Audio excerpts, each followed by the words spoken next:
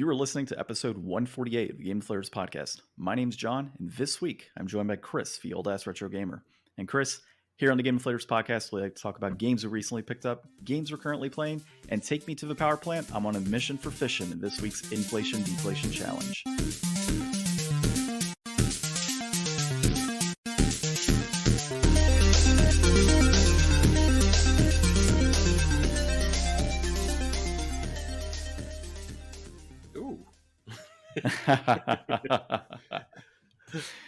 Oh man, yeah, I was looking for one-liners for this week because you played GBA or the GBA version of Simpsons Road Rage. I played the PS2 version of Simpsons Road Rage. Unfortunately, Ryan is not available to join us this week, but we're going to be checking out both of those. And dude, one of Homer's one-liners is "Mission for Fishing," so I'm like, that's the right one to go with.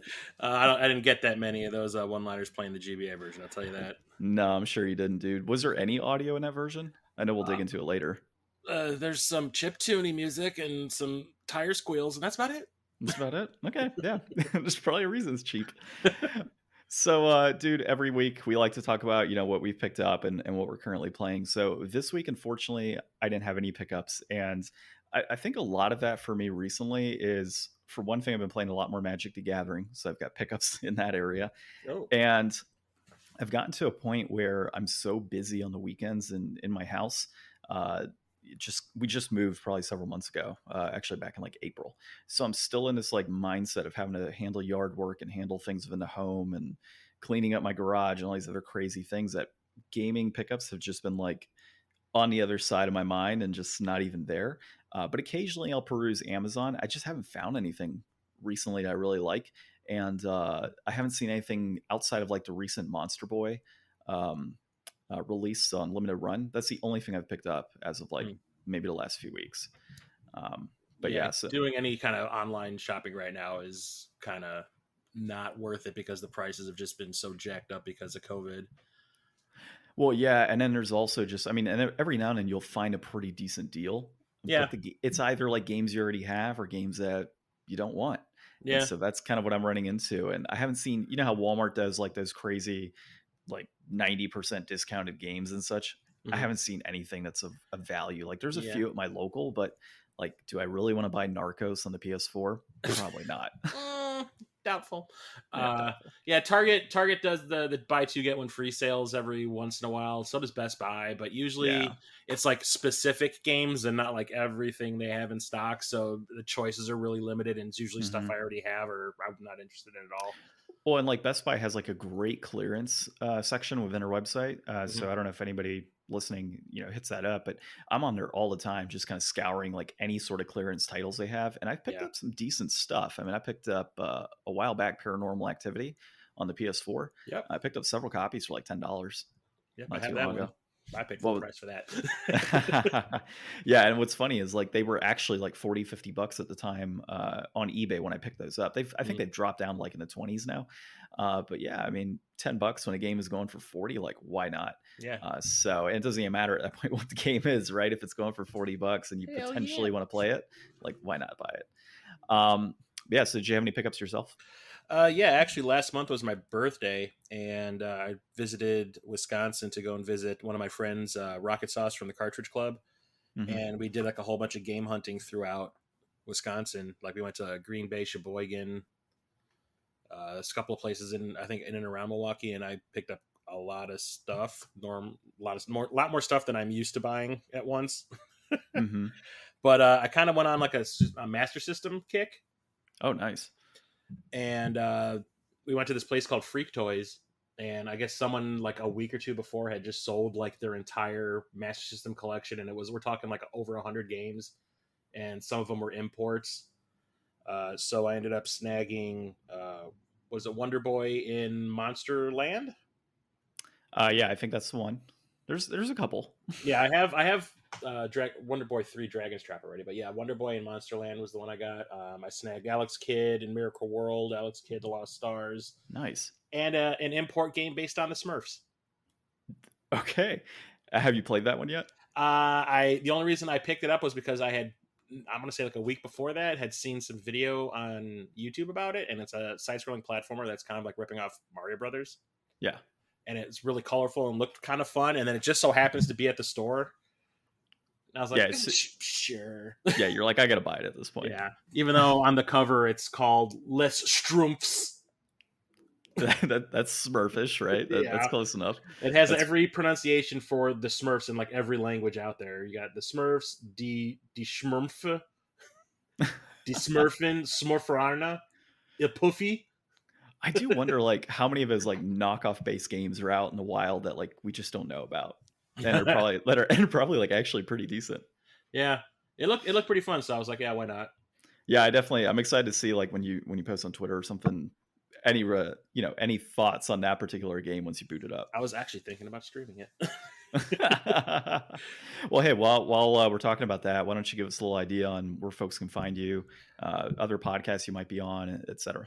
Oh, sure. I'm on YouTube, as the old ass retro gamer.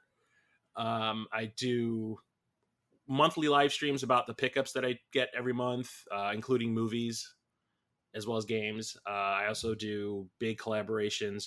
You guys were in one of them. Mm-hmm. The last one that I did, the big the final movies that would make great video games collab. I do top 10 lists and the usual YouTuber type things. I'm also on 2 podcasts. I do one that is with Jason of Corpse Flood Gaming called the Super Enabler Brothers podcast, where we talk about games and movies and comic books and all geeky kinds of things. And I have another one I do with an actor friend of mine called Shh, the Movie Starting, where we have a guest pick a movie for us to watch and we record a commentary track for it. And if you want to find me, I stream on Twitch as the Old Ass Retro Gamer, all one word. Good stuff. And yeah, we got you on Twitter as well. I think it's also Old Ass Retro Gamer. Or is it OA Retro Gamer? Retro Gamer. Yeah, it wouldn't let me put the ass in there. Was that like a censor thing or just a space thing? I don't know. I think it was a combination of both. Gotcha. Yeah, because we on Twitter, like when we put in Game Deflators, it wouldn't allow us put the because it was too long. It's like we're like, are you kidding me? So now we have to have like Game Deflators and up above it, the Game Deflators. Yeah, it's so stupid. Yeah, so on YouTube, YouTube, Facebook, and Instagram, I go by the Old Ass Retro Gamer, and on Twitter, it's OA Retro Gamer. Yeah, good stuff. Yeah, check out Chris. He's got some great content, and yeah, we were happy to be on that movie. Games to movie or movies to game. Yeah, it was movies to games. It was movies that you would want to see turned into a game. Dude, that was hard because it was like what, the 6th one or 5th one? Yes, the 5th one, and there's 10 guests, including my 5 choices in each video. So like we've gone through pretty much every movie that was worth having a video game tie-in at that point. So I kept on having to send out this massive list to everybody that wanted to participate. By the way, you can't choose these games; they've already been chosen. Yeah, and I think Chris might have thought I was an idiot because I kept going back to him with like games that were on the list or game or things that like it's fine, already had it. And yeah, I was just like, oh my god, like this is ridiculous. So it was hard for me.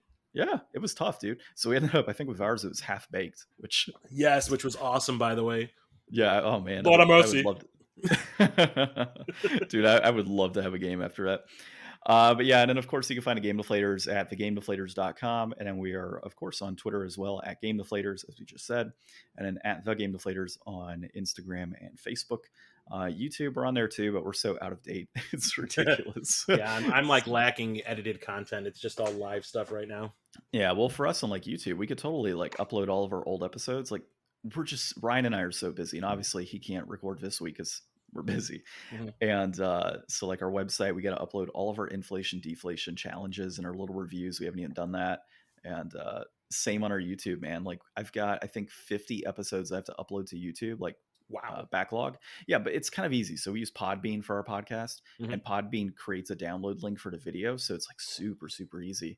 So it takes a day actually. So I put in usually like 10 or 12 episodes and download it, and then just like mass upload right afterwards. So it's kind of nice that they do that. But jumping into some of the games that currently playing, and just looking at my list here, I'm trying to think of anything else that I don't have. This week I definitely played some God of War on the PS4. I don't know if you had heard any prior episodes, but this is new for me.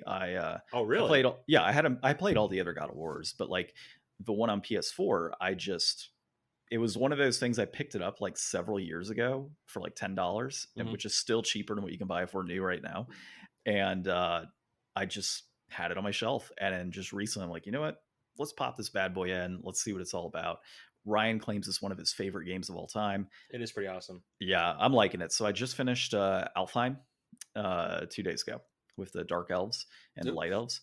That was pretty badass. I enjoyed that. And, the one thing I'm finding a little difficulty in compared to prior God of Wars is a lot of the mechanics tied to, the weapons and armor. And like, I'm not used to that with the God of War games. I'm used to like being able to upgrade and say, now you can do X ability, which you can in a sense, but you have like those emblems and stuff you can put on your axe, and it's a lot.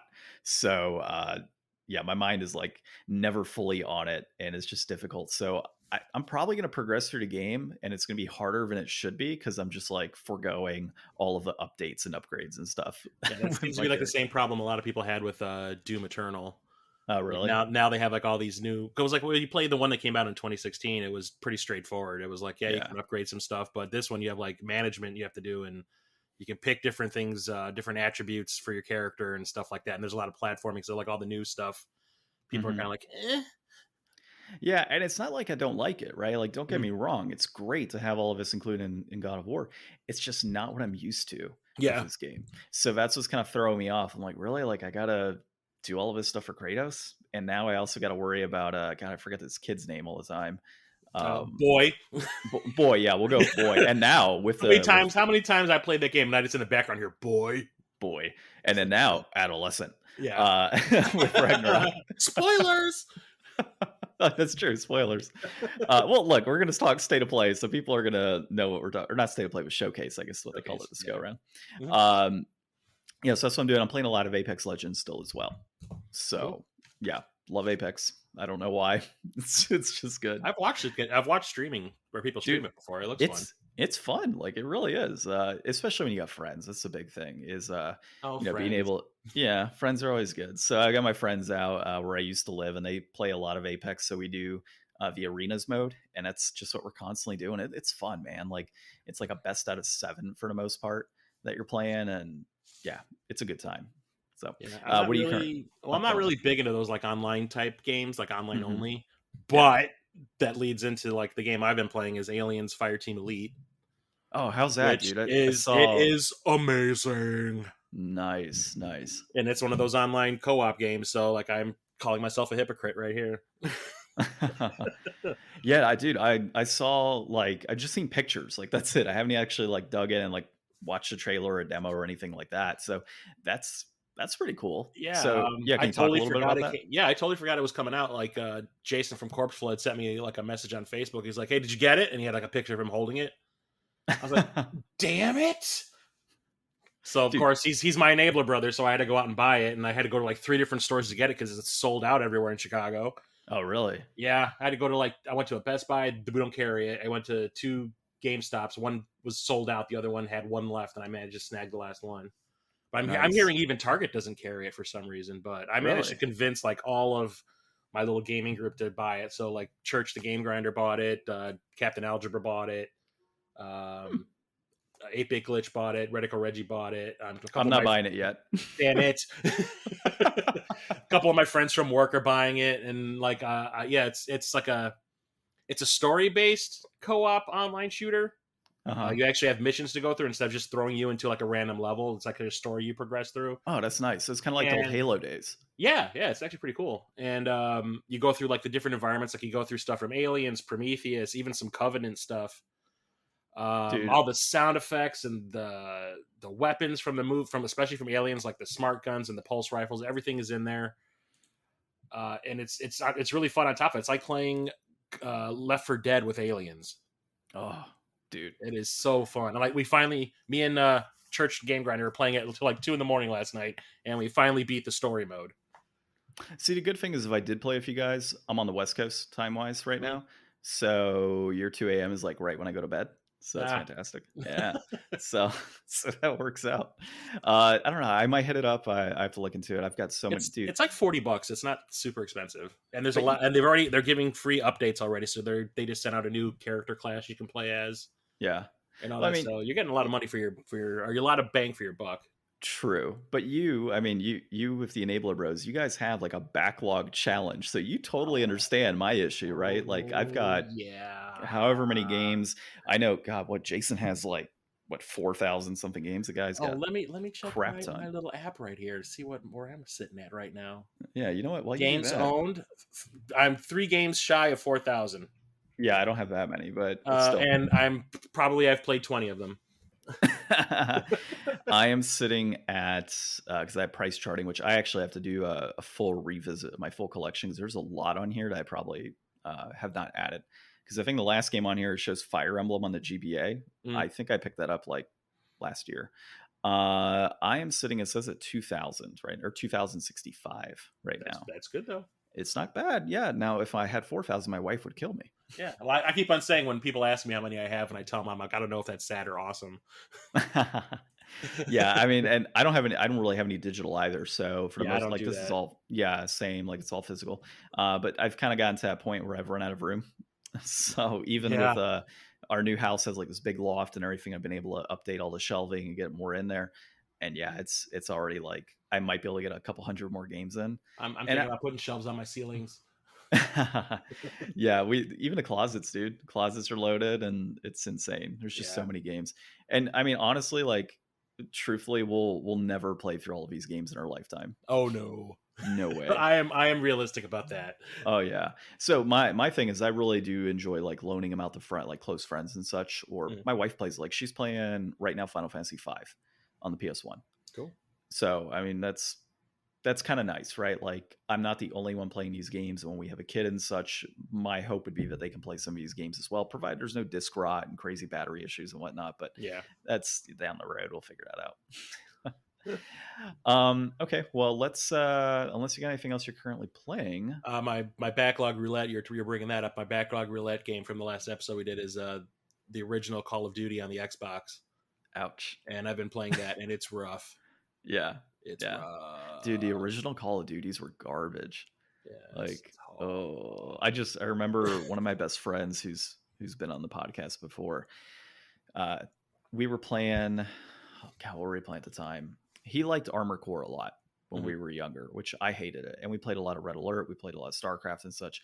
But for whatever reason, I don't know what it was, we started playing things like Ratchet and Clank and absolutely loved it. And he's like, "Oh, I heard about this new game, Call of Duty." And so he brings Call of Duty on the PS2 to my house. We put it in, probably played for an hour. And we're like, nah. Yeah, it's like a lot. I kept on saying to Jason whenever he would ask me for an update of like how I'm doing with it, I'm just like, it's the most archaic first person shooter I think I've played in a long time. It's like It's terrible. outdated crap and just standing there and shooting waves of people coming at you for no reason. Uh-huh. And it's just unnecessary and not a lot of save points, which is what's pissing me off the most about it. Yeah. So if I die, I got to go all the way back to the beginning of the stage, just try it all over again. Which is really painful as is because you're not really enjoying the game. Yeah, at the same time, it kind of stinks. I have kind of a reputation for the games that I get for the backlog roulette being garbage. Uh-huh. So, yeah, this is just another one to add to the list. Yeah, I'd been thinking about doing something like that, like personally doing it, and I might start kind of just taking it on based on what you guys do. Like, yeah, because we encourage people to do the same thing. Well, we do a similar thing. It's just on an annual basis. Give us some more time. So we have our new games resolution, and so what did I play this year? Dude, honestly, I don't remember, but I beat it. Oh, Conkers. I beat Conkers Bad Fur Day. And N64 or Xbox? 64, of course. Aha. Yeah. So Poo-poo yeah, dude. songs. Yeah, dude. Yeah. The Mighty Poo. Yeah. Yeah, no, Which is strangely weird and censored on the Xbox version, which makes no sense. It really is. And that was kind of a key thing for me, right? It was like, even though the Xbox had like the better graphics and such, I was like, the censorship and all of that. And, playing it as it was meant to be played on the N64. Yeah. It did help though that, I beat it with a normal controller, but after that I got a Brawler 64, which is, amazing. Yes. Yeah. Oh my God, dude. I hate the Trident with every fiber of my being. I think it is honestly, I mean, there's a lot of controllers out there. I think it is ultimately the worst controller in the history of video games. You will get zero argument from me, sir. Awesome. I say it all the time how much I dislike the N64, and 95% of the complaints I have is about that controller. And then I bought a Brawler, and all was right in the world. Exactly. And that's kind of where I'm at, dude. I'm like, wow, I can start playing N64 games now. Yeah. This is great. And I might actually enjoy it. Yeah. And there's other games that are like, other controllers that were released back then. I think, was it Hori? I think released a controller years ago that Yeah. was like that, but it was expensive. So like Brawler 64 is like the best way to go if you don't have one. It's Hell super yeah. comfortable. Yeah. I approve. Yeah. So let's jump into our articles this week, man. First one is a state of play. I don't have an article actually on this one, funny enough, but the recent state of play or Sony showcase, whatever you want to call it, the PlayStation showcase, I thought it was badass. So I actually watched it again last night just to get like a better feel for it. My wife was actually totally into it as well. We were watching it, but a lot of games showcased. The ones that I was most excited for were, of course, the KOTOR remake. Yeah. Alan Wake Remastered shocked me when I first saw that announced. Doesn't look much of a remaster though. Or not remake, sorry, remaster. Yeah, I agree. It doesn't look like much of a remaster, but it shocked me that it was going to be on a Sony console. So that's what kind of got me. Project Eve looked badass. Yes. I was totally into that.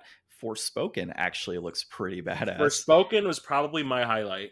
Yeah, same here. That and Project Eve were my highlights. Yes. And then the Wolverine game kind of came out of nowhere for me at first. Like I don't usually keep up with rumors like that. So the fact that Insomniac is making a Wolverine game is badass. And then of course Spider-Man 2, and then more spoilers, Venom tied in on that as well. When I saw Venom pop up, my boner got a boner. Yeah, dude, when I saw that, I was just like, no way, like this is badass. And so my wife is like sitting there like trying to concentrate on that while also like playing a game on her phone or something. I'm like, no, keep watching.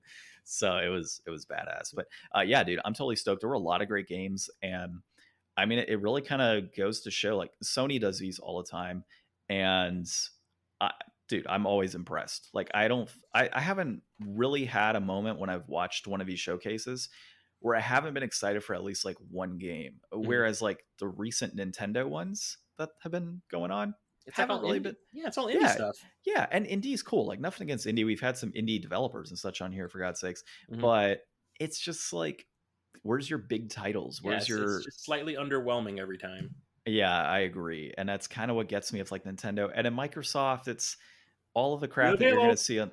Yeah, new Halo, and like everything you're going to see on the Microsoft shows, it's going to be on PC anyways. Yeah. So there's no like, oh, is this exclusive? Is this only on PlayStation or is this only on Xbox? Like, It's just like it's like they bought Bethesda just so they can have something to talk about other than Halo. Yeah, we'll get into that here in another article. Yeah. So also after this, we'll be talking about the Epic Fortnite lawsuit with Apple, and then we're going to chat about Sony's purchase of Insomniac a while back. I think it was 2019, compared to Microsoft's purchase of Bethesda, and who made out. Spoiler alert: Bethesda really made out on that. But yeah, so what were you most excited about outside of like, Forspoken? Yeah, Forspoken looked rad.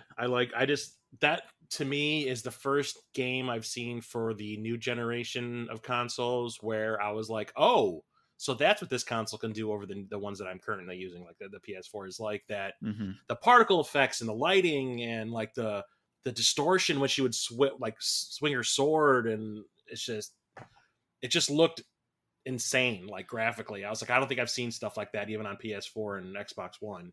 Well, and even like the gameplay itself, just watching what was going down, I'm like, wow, this is like it was like crazy what's it called, Platinum Games type of thing. I was thinking like crazy Assassin's Creed, but like good, and with with like shots spells fired. And other stuff. Shots fired for sure, dude. I mean, anybody that listens to this podcast knows I can't stand Assassin's Creed. Oh, what the first game I ever got for a Backlog Roulette on the Enabler Brothers podcast was the original Assassin's Creed. Ooh. And I had to force myself to beat it. Like I was the first half hour of it, I'm like, this is awesome. And then I do the same thing again and the same thing over. And then I'm like, I don't want to play any more of these. Even though I own them all, I don't want to play any more of these. Well, and what's crazy though is like, because there's so many of them, they all have like the same concept versus like Ghost of Tsushima, which is pretty much like Assassin's Creed Samurai style. That to me was just better. And it just had like overall, like all of the side quests and stuff tied to that just felt like entirely different little games. Whereas Assassin's Creed, like every side quest felt the same. I didn't feel that with Tsushima. And so I've had a lot of people shutting me in the past, well, you like Tsushima, so why don't you like Assassin's Creed? It's basically Assassin's Creed. I'm like, nah, because one of them's actually good. Yeah. So, dude, Forspoken for sure definitely got me excited. Project Eve to me felt like Japanese Dark Souls and better than what was that anime Dark Souls thing that came out? I forget Anime what it was Dark called. Souls. Yeah, anime Dark Souls. I bet you if there was a Sekiro. No, Sekiro was like Ninja Dark Souls. Yeah, I don't know. I'm gonna look it up right now, and when I type in anime Dark Souls, it will likely come up with what the game is like. Oh, Code Vein. See, I type in anime Oh, Dark Souls, and Code Vein comes up. Like that's what you got. I remember Church telling me about that. Okay. Yeah. So Code Vein looks pretty cool. And it's obviously not on this list, but like Project Eve kind of reminded me of Dark Souls in a sense, with a lot of that action type of vibe going for it, more so than what you would get in a Dark Souls. Mm-hmm. But it had like all the Japanese voicing. It had like that when you're watching an anime or something, or a preview for an anime, it has like that music in the background. It's like so like every single anime I've ever seen a preview for, or any sort of like Cheesy. that cheesy music in the background, and it's all hyped up and like excited. And yeah, like I saw that at Project Eve last night, but what got me was like all of the crazy alien like things in this desolate wasteland, and the Japanese component. And then I saw like Dark Souls vibes. I'm like, yeah, I gotta get this. My nipples 100%. are hard. Yeah. Boner has a boner. Yeah, there you go. Yeah. Copyright. Oh man. But yeah, so Forspoken, and then what else did you have? Ghostwire Tokyo looks pretty cool, because I love a good first person shooter, and having it be about you using magic instead of like guns is like just totally up my alley. So that I'm kind of excited about. I'm not so much on that one personally. It kind of gives me Mirror's Edge vibes, and I'm not a big fan of Mirror's Edge. Oh, I love that. I love that game so much. Yeah, so you'll like that one then for sure. The Guardians of the Galaxy I thought looked really fun. Dude, I thought at first, okay, so I'll be open. The last, I think it was E3 was when they announced that one, right? Mm-hmm. I was like, this is hot shit. Like, this is terrible. Like, I'm not going to play this. And then I watched last night's trailer, or when I was watching the trailer last night, I'm like, yeah, this is good. Oh, right. Yeah. I know. I was like, all right. I was like, what sealed it for me was just that little thing at the very end of the trailer where Rocket's got that ember burning in his whisker, and Groot pulls it out and he goes, yeah, thanks, bud. Yeah. That was like, that's awesome. I love that. I hope the whole game's like that. And even some of like the humor and stuff with Star-Lord. Like when I started seeing a lot of that kick in, and the gameplay looks like it's gonna be monotonous. Like I'll be open on that. Mm-hmm. It looks like we're gonna get another Avengers type of situation where it's just very hyped up, and then gameplay wise, you're like, this is terrible. Mm-hmm. But the thing that's going for it is Avengers is a very like, serious type of game. There is some humor, but not as much. Whereas like you're gonna be getting Rocket this one's going to be lighthearted. Yeah, exactly. Lighthearted. It might be trash in terms of gameplay, but you're going to get the humor, which is what's all worth it. I'm just glad not all Chris Pratt humor this time around. It's just more true to the comics, I hope. Yeah, so we'll see, dude. But yeah, I got kind of excited for that. If I'm going to wait on reviews for that one though, because we already saw Avengers was garbage. And I didn't pick that one up specifically because I was going to wait for reviews. I'm going to definitely wait for reviews on that one and see how it goes. I haven't played Avengers yet, so I can't really comment. Oh, gotcha. Yeah, I haven't heard good things, and I've seen a lot of videos, so definitely not going to play that one. Deathloop looked pretty cool because I love first-person shooters. Obviously, Spider-Man, God of War, Ragnarok. Yeah, God of War, Ragnarok. Tchia. Yeah, that looked pretty cool. That looked interesting. I'm like, is it trying to do like a Maori themed video game? I was like, that's pretty awesome. Even though it looked kind of Breath of the Wildy a little bit. Yeah, the second I saw that, I'm like, that looks like some Maori type of stuff right there. Yeah, when they were doing it. That's interesting. I mean, I like stuff like that where it tries to help people, explore like a nationality or a culture that you don't really have a lot of exposure to. That kind of stuff's kind of cool.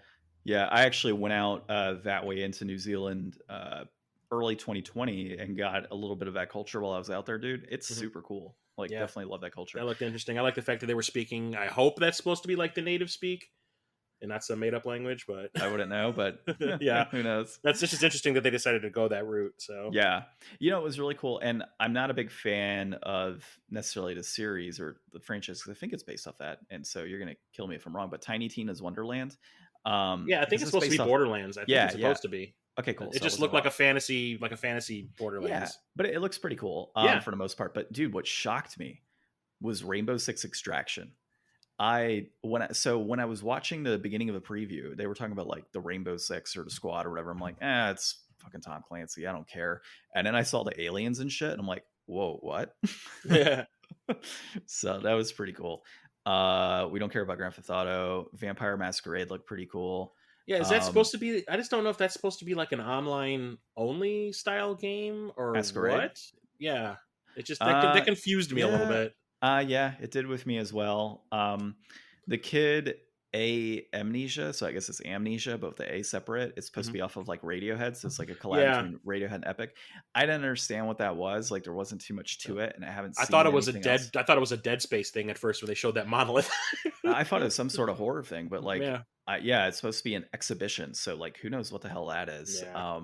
Yeah, Uncharted Legacy of Thieves being put onto PC was interesting, Hmm. and then I think Ooh, that Gran was it. Turismo 7, the game everyone's been waiting for. Oh yeah, dude, I've been waiting for Gran Turismo My 7 since Gran God. Turismo 1 and 2, Yeah. and It's it's yeah. finally here. Yay. That racer, man, like it's cool in a sense It because of all looks the like. beautiful, but I could give It a shit. does. Yeah, exactly. Like that's the thing. It's like you can have this beautiful racer, but the elements of that game has stayed pretty stagnant over the last, Yeah, it's seven just generations. so simmy to me that it's just not fun because I've played a few of them in the past, Hmm. and I'm like, you know what? I'd rather just play like San Francisco Rush, you know, Yeah. something I like mean, that. me, I'm like Ridge Racer all the way on my stuff. Like I Yeah, love me some Ridge Racer, and Gran like you Turismo can just tell me doesn't all do it. about Gran Turismo. Gran Turismo. I'm like, I'll just go over here and play my Forza Horizon games. I'm good. Yeah, yeah, exactly. Beautiful game, but I mean, Force is beautiful too with Yeah, what we've at seen. least, but those are arcadey, and I love like an arcadey Yeah, driving exactly. game. It's a little different vibe for it, and I totally get it. Yeah. But yeah, I think what was missing from here, I really wanted to see Stray, Hmm. the one with the cat. Uh, yeah, Yes. nothing was on that. I would love to see something else from the Team Eco Okay. on Yes. PS4, Well, how long did it PS5. take for us to get Last Guardian? And probably another 30 years before we get something from them. I think 12 years on Last Yeah. Guardian. It was supposed to be PlayStation 3 and then came out on Yeah. PS4, like God knows when. Yeah, so missing something from them, that would be nice. And then obviously there was no like Final Fantasy 16 or anything else like that showcase. Hmm. So yeah. So yeah, it was overall good show. Enjoyed what I saw. Uh, good luck getting a PS5 still. Tell me about it. Yeah, so I haven't, dude. I don't even bother anymore. I'm like, I screw it. like back in April, I tried for 2 weeks straight, and then I realized I was like, "What am I doing with my life?" Yeah, and like I was like that with the new GPUs. I'm like, you know what? When it comes out, it comes out, Yeah, and I'll I upgrade. wasted my entire vacation just trying to get a PS5 and an Xbox Series X, and I was like, "What? Yeah, I just wasted all this time I could have been spending playing games, watching movies, whatever." yeah, exactly. It's like why, I'll just get it when I like get it. yeah, and that's why I was with the PS4. Like I didn't get a PS4 until I got the PS4 Pro. Yeah, I So think I usually wait a year for the new consoles. yeah, And I usually let them work out the bugs and whatnot, and actually have some games out there to buy to play right hmm off the bat. And exactly. And in the meantime, like pick up a few games if you see some that are like on sale and oh stuff that you yeah, want to pick up. I Like already have like 5 PS5 games yeah. that I found on sale or gotten in bundles Mhm. or whatever. Yeah, I But mean, I'm yeah, probably personally going to wait until the VR2 comes out, so that should be 2022. Yeah, so that's where I'm at with it, man. I'm like, Ooh. might as well pick up VR2 and a PS5 at the same time and kind of go from there. Yeah. So, all right. Well, our next article here it says Epic wins their Fortnite lawsuit. It's by Isaiah Colbert at Kotaku, and so pretty misleading headline overall on this. So I'm going to kind of take a direct quote here from the article. It says a U.S. District Court judge ruled in Epic Games' favor in the lawsuit against Apple. As a result, Apple can no longer dictate that purchases made in apps on its own devices go through the App Store. Apple had previously collected 30% of the revenue for purchases made in Epic Games' Fortnite. So the interesting thing about that headline is like, yeah, okay, cool. Like Epic won that part. Epic literally lost every other account on that trial. Yeah. So So that's clickbait. yeah, so I looked at him like, oh wow, that's pretty cool. And then oh no. And what's great is we'll probably use that headline as clickbait for our podcast. Nice. I'm just kidding. Bring No. it full circle. Yeah, exactly. So it was really interesting overall. So basically, yeah, Epic can go ahead and have a link out to their, their Epic store, and you can purchase your currency and everything you want to do on their store, and they get all the profit, etc.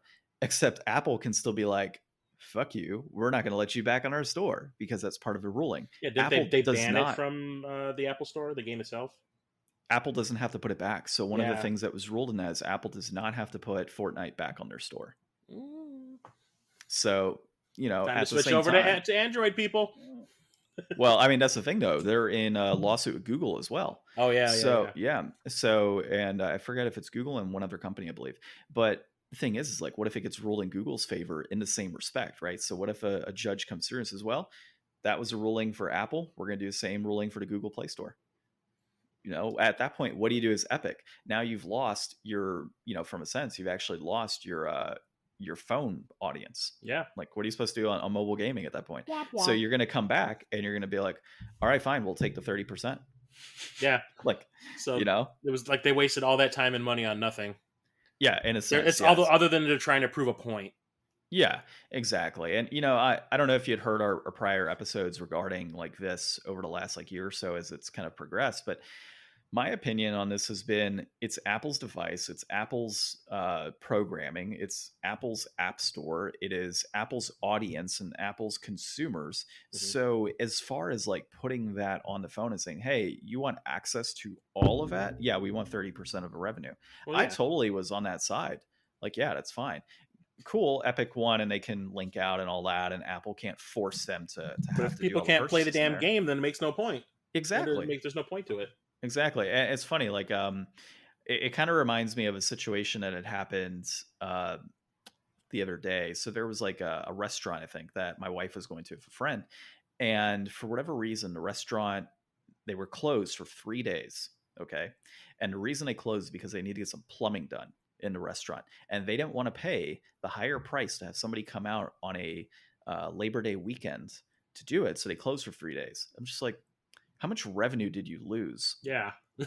over that course of days? Especially after everything that's been going on, people are actually willing to go out now. Yeah. And like, how many people went to another restaurant, potentially a competitor, and will maybe go there moving forward because you were closed? Like, that's some Chick-fil-A shit right there. Right? Yeah. So it's like, so Chick-fil-A gives you warning, right? This is like no warning. It's like, here's a poster on the wall saying we're closed due to plumbing. And on top of that, right, we're closed due to plumbing. So you're like, well, what's up with the plumbing? Like, do I want to continue coming back here if the plumbing's an issue? Yep. So yeah, I mean, like you just kind of segmented a whole group of people. So I think that Epic is going to run into a situation like this as well, where Apple doesn't have to have, Fortnite on their phones. Like, they don't give a shit. Yeah. At the end of the day, Epic's the one losing the revenue from it. So I think got 5 million other apps on their store that they can get money from. So and all they need to do is release a new doohickey to add to their Apple phone that all their consumers are going to buy anyways. Mm-hmm. So it'll make up that money. So it's a really interesting situation. So what are your thoughts overall on like this whole thing as it's kind of gone forward? Like I said, it just seems to me like they were trying to prove more of a point than actually trying to get their revenue stream back. Mm-hmm. So, I mean, I don't play Fortnite. I don't really know how it works, but it seems like they're just shooting themselves in the foot. They just wasted nothing but time and money on trying to prove something, because basically all they're going to do is say, okay, fine, take the 30%, put us back on the store so we can start making money again. So yeah, I'm really interested to see how that all works out in the next few months, to be honest. Like I don't like Fortnite. To me, it's just too much going on trying to build shit and barriers and whatnot while I just don't want to play with a bunch of little kids. Well, that too. That's also part of it. And the dances are just dumb. Like it's oh, I can floss. Here's $30.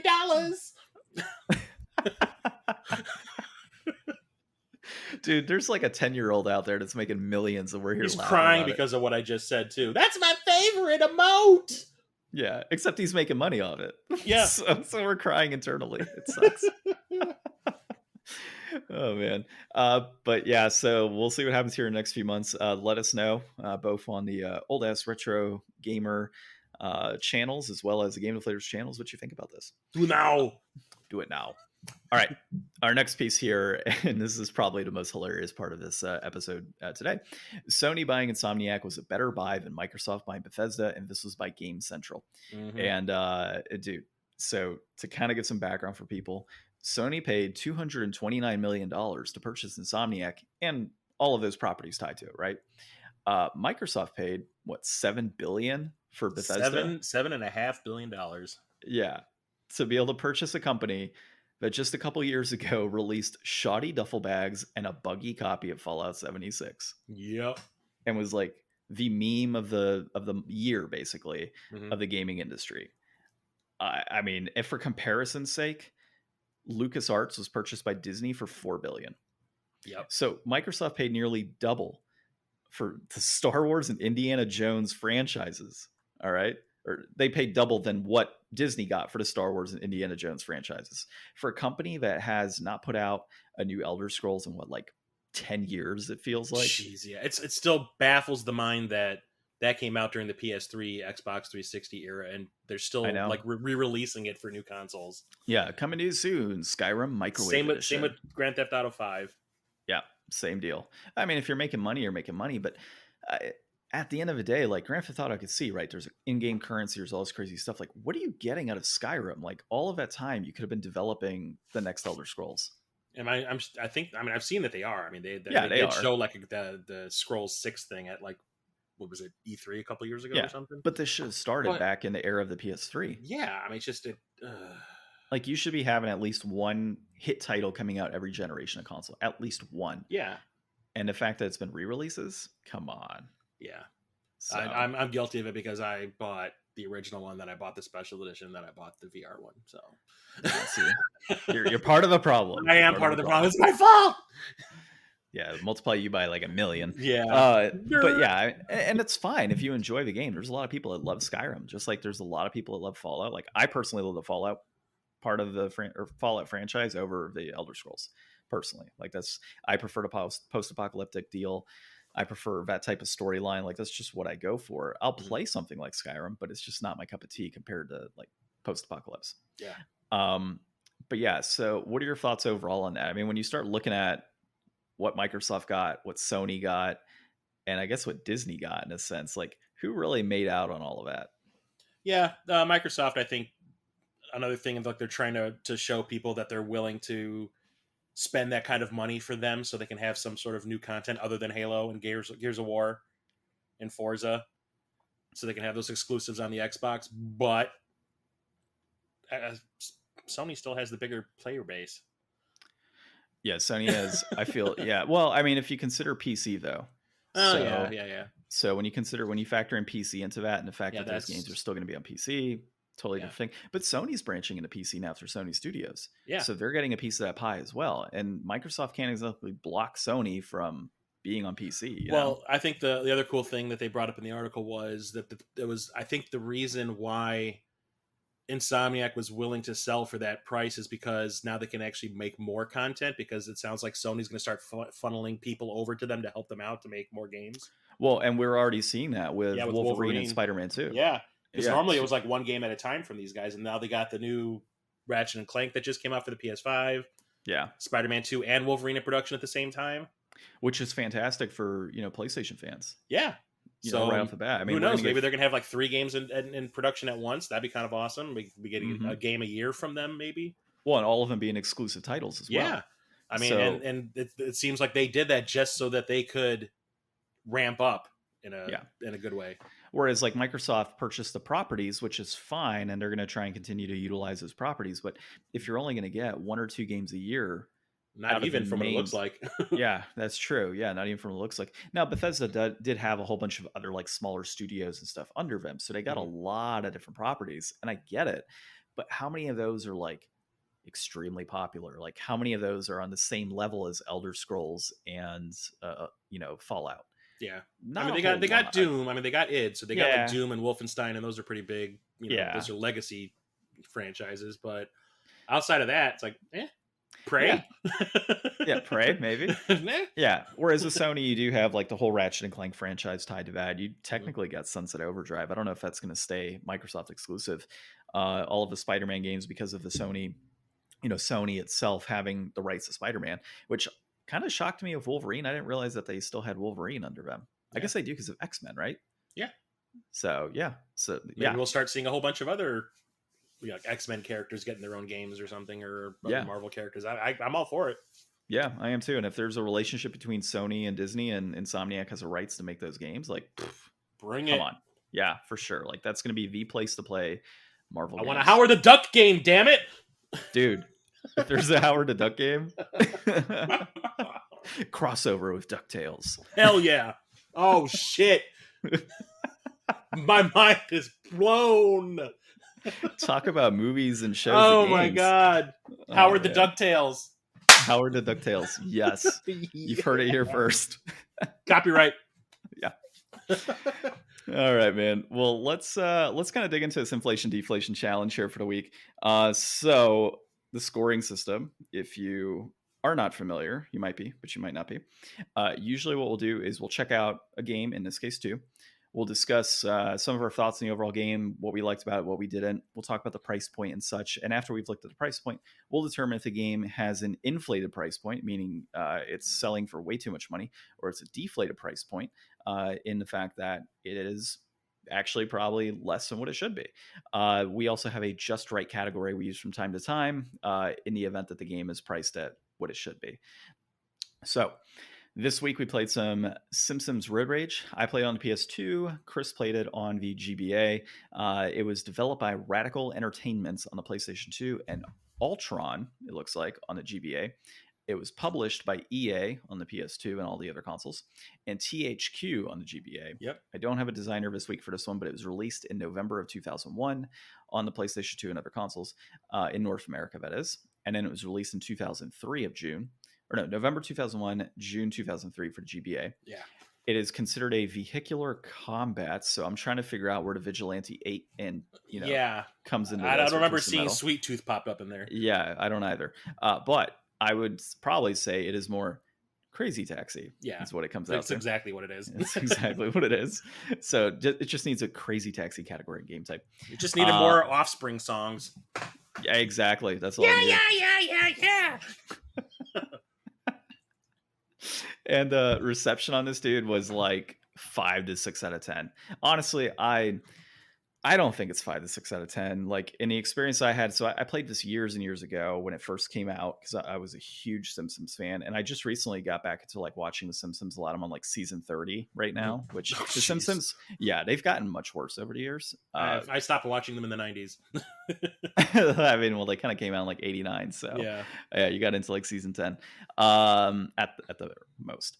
But yeah, so I was a huge fan of Simpsons back then. I liked Crazy Taxi. I liked the idea of merging the two. There's a lot of great one-liners in this between all different characters. You can go and drive as like Apu, as Abe Simpson, Bart, who drives like a rocket ship. Yeah, like Abe drives. Yeah, so there's like some crazy stuff out there. Like Krusty, you have Willie who drives a tractor, which is actually kind of hilarious. The Professor Fink drives like a spaceship-looking vehicle that like floats. Like there's a lot of cool stuff. And so the overall concept is just like Crazy Taxi. You pick up one person, you take them to another area within Springfield, and you repeat the process. The thing that I like about this game is that there's a lot of one-liners, a lot of references, a lot of funny stuff that as you're playing, you're like, wow, like this is very Simpsons. You've got the different locations and such are a lot of fun to go to and drive into. They do have like a Sunday mode where it's just kind of free play and just drive around, drop people off, and just explore, which is pretty cool. And they have a head-to-head mode in this game on the PS2. Mm-hmm. And so I enjoy it. Like, I think it's definitely better than a 5 or 6 out of 10. I'd say like a 7 out of 10 for what you get. The downside on this game, which is interesting that this occurs, and maybe it's the same Crazy Taxi, I'm missing it. But like if you pick up Ralph Wiggum, for example, and you pick him up and you drop him off, you can literally, after a couple more drop-offs, go right back to where you picked up Ralph, and he's sitting there again, and you send him to the exact same place. Like it doesn't mix it up to where, oh, okay, Ralph went here initially, but oh, now Ralph needs to go to this place. Oh, Ralph needs to go to this third place. There isn't a lot on the back end to really, challenge you, right? It's just like, oh, okay, cool. Now I know the route for Ralph. I'm just going to keep repeating like the same process, and I can rack up the points. The other thing I notice is there are times like you have this timer for like on time or like, early or whatever it is for your driving. There's been a few occasions where you would pick somebody up and it immediately, because the location is like right down the road, it's like dipping you at 10%. So when you get there, you're late and you're like, what the fuck? Like I literally just picked up the guy, didn't hit any vehicles, and I arrived there and you're going to penalize me for it. Yeah. Like that makes no sense when playing. So that's kind of where I was with that. But, the controls are great. The characters are great. The game itself, I felt, was very good. And it's right in line with that of a Crazy Taxi. It's got its issues, which should be expected in a clone type of game like this. But overall, it's not bad. So what was your experience with the GBA? I've never actually played the console counterpart of this at all. I thought I had it, but I didn't. I have the other one, the Hit and Run. But I remember seeing Stop Skeletons from Fighting cover the Game Boy Advance version in one of his videos. He was talking about how like impressive it was because the GBA is basically a Super Nintendo, and Mm-hmm. And how does it play a game like this that's done in 3D? And it's like it actually has pretty impressive Mode 7 like rotation and scaling and all that kind of stuff. that you don't usually see in games, and if they are pulled off in a Game Boy Advance game, it's usually pretty craptastic. Yeah. But graphically, it's pretty impressive. My only problem is that when you're playing, Crazy Taxi, you have like that big arrow above the car saying, "Hey, this is the direction you need to be going to get to where you need to go." Because the little map on the screen in the Game Boy Advance version is very confusing looking and very compact, and it's kind of hard to see what you're looking at. So the arrow that would be normally telling you where you need to go isn't there half the time. So I'm like, oh, okay, am I going straight? Am I making a right at this turn? I can't even see the turns sometimes because of the way the perspective is kind of wonky. So it's kind of hard to play on the GBA because of that. Like, it's hard to figure out where the turns are, what you can turn into, what's something that you would bounce off of that's like a building or whatever. There's no real buildings. There's like areas on the ground that are like where a building should be, but it's just like a block on the floor, on the ground, that you would bounce off of if you touch it. Just so you can actually see where you're going, because it just doesn't really work all that well. So it's confusing to play. It's not all that fun. You have all the same characters to unlock. You start off with like, what is it? Bart, Homer, Marge, Lisa, and the grandfather. Yeah. And that's about it. And then you unlock all the other ones as you go. Like you said, the drop off and pickup points are repeated constantly with the same characters and all that. There wasn't a whole lot of voice clips. And basically, I think if I was playing as Homer, and every once in a while you bounce off of something, you hear "don't," but that's about it. And you had like the chiptune version of the Simpsons theme song at the very beginning. But other than that, there's really not a whole lot going on, other than the fact that it's kind of impressive graphically that I'm playing this game that is a PS2 and Xbox game on a Game Boy Advance, and I can actually see what's happening. But it's not all that fun to play to me. I wonder how it would look if you were to play it within the GameCube with a Game Boy Advance. Well, I was actually playing it on my Retro Freak. Oh, okay. Which is like a clone console that you played on your high def TV in it. Yeah. I mean, it was easier to play because I can see more, but actually because now the pixels are so much bigger, it's still kind of confusing. But like I said, it's graphically impressive, but it's not all that fun to play because it doesn't really lend itself well to the Game Boy Advance. Gotcha. And the point you made about the arrow, that is constant within the PlayStation 2 version. Like, there's always an arrow. Yeah, it comes and goes whenever, depending on, I guess, what's going on in the game. So I'm like, oh, where's that turn happening? Because I can't tell on the map. Oh, kind of like when you're playing like a Mario Kart game and like you accidentally turn the wrong way and it's like, where am I going? And then finally they come out and like, you're going the wrong way with the sign and everything. Well, yeah, it's because, like I said, the buildings are all flat. There's like no buildings obstructing your view, so you can't really see that, oh, this is the turn. It's because everything is flat and everything is kind of the same color, and everything's just a bunch of big pixels that are, scaling or whatever. It's hard to see where you can turn.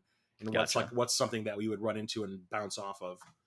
What would be your, I guess, like overall review if you were doing it like out of 10? Out of 10, I probably give it like a 2. No, I take that back because like I said, graphically, I don't expect to see things that work like this on the GBA, so I'll give it a 4. A 4. Okay. Yeah, actually, that's not too bad. So we're gonna get ready to like shit our pants on this one. Okay, so if you look at the prices on this game, the most expensive version is of course gonna be the GameCube version at $40 complete in box. I don't get it personally, like why the game. I mean, I guess technically graphically, like the GameCube was supposed to be a better console, but the PlayStation 2, I believe, is just better in general. But when you look at the Xbox, might be in HD. Yeah, exactly. So if you look at GameCube, you're looking at $40 complete in box. The cheapest version is a PAL PS2 version at $523 loose.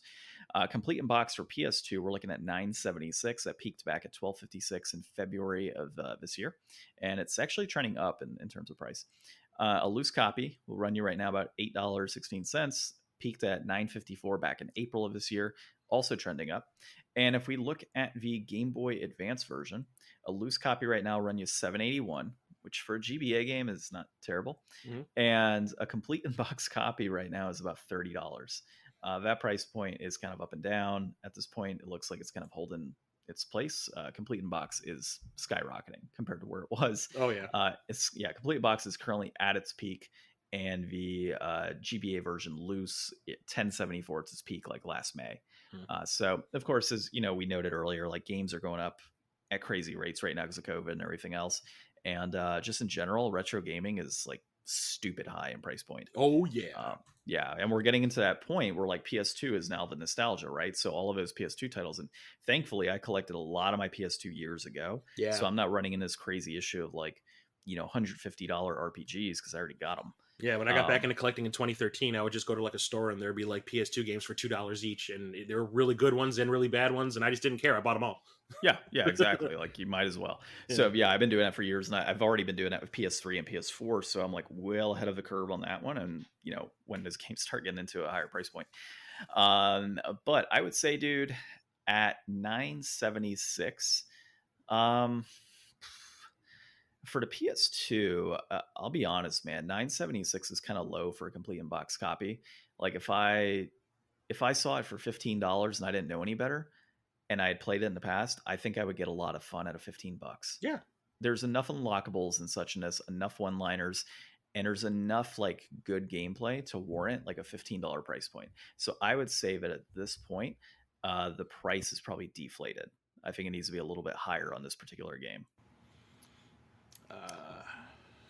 Game Boy Advance? So Game Boy Advance, we'll go loose on Game Boy Advance because complete in box, there's not a whole lot of people going complete in box GBA games. I actually got mine complete in box at a friggin' half price books. Really? Yeah, for like $25, like Jeez. six months ago. I got lucky. Oh, nice. Yeah. So it's sitting at $30 right now. It's obviously going up. So we'll do loose because there's not a lot of complete in box. Yeah, exactly. For GBA and like Game Boy games, we always usually go loose, but $716 is a price point on that. Do you think that's a little too high or low, just right? What do you think? Well, if you don't have a PS2 or an Xbox or a GameCube to play it on, I'd say, and you have a GBA, then go for it. But seven, it seems deflated. So you think it should be higher in price? For me, no.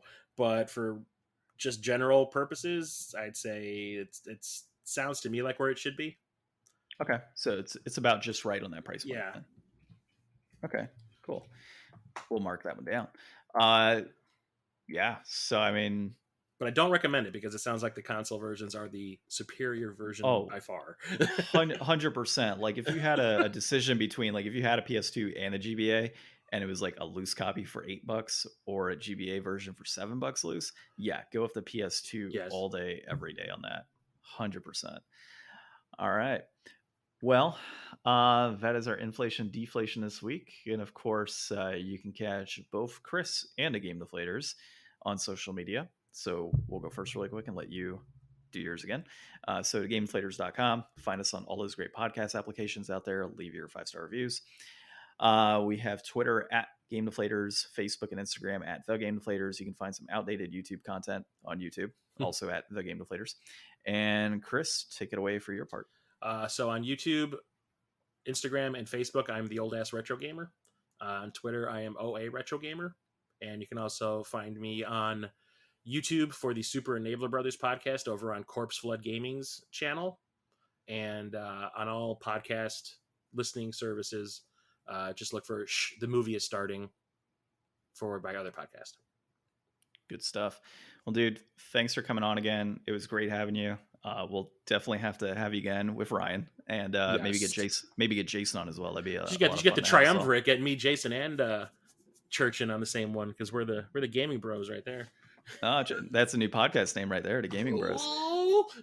I'm copywriting it now, though. Damn it. Beat me to it. Yeah. So thanks again, dude. It was a lot of fun having you on here. Thanks for inviting me. It was a lot of fun. Yeah, for sure. Well, this has been episode 148 of the Game Deflators Podcast. My name's John. I've been joined by Chris. Thanks for listening. Do it now.